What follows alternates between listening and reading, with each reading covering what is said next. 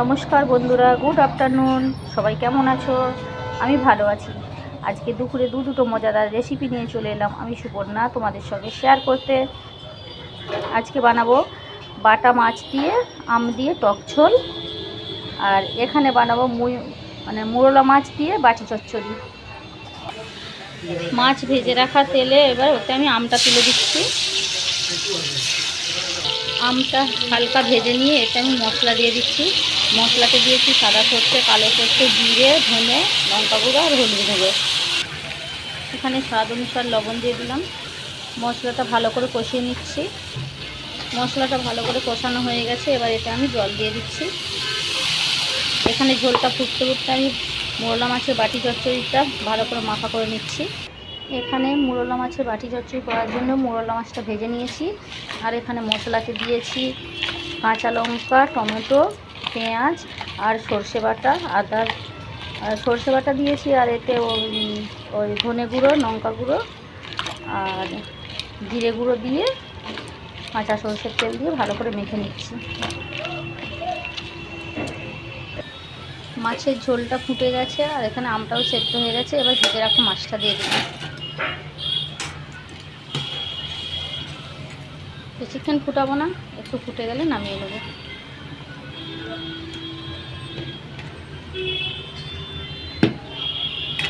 ব্যাস ফুটে গেছে, এবারে নামিয়ে নেবো।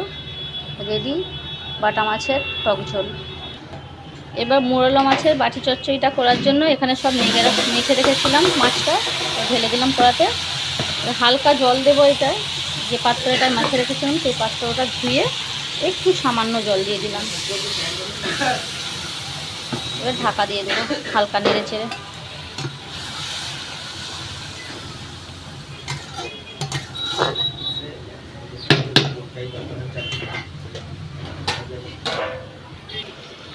ঢাকনাটা খুলে একবার নেড়ে চেড়ে নেবো।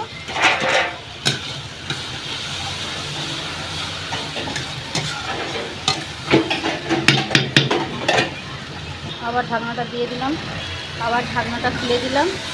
তো রেডি হয়ে গেছে মোরলা মাছের বাটি চচ্চড়ি। শুকনো শুকনো হয়ে গেছে।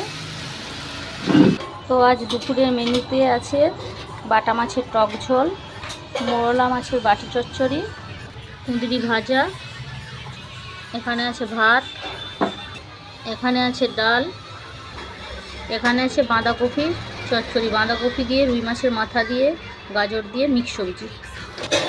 তো বন্ধুরা, আমার এই রান্নাগুলো যদি তোমাদের ভালো লেগে থাকে তাহলে লাইক, কমেন্ট, শেয়ার আর সাবস্ক্রাইব করে অবশ্যই পাশে থাকবেন।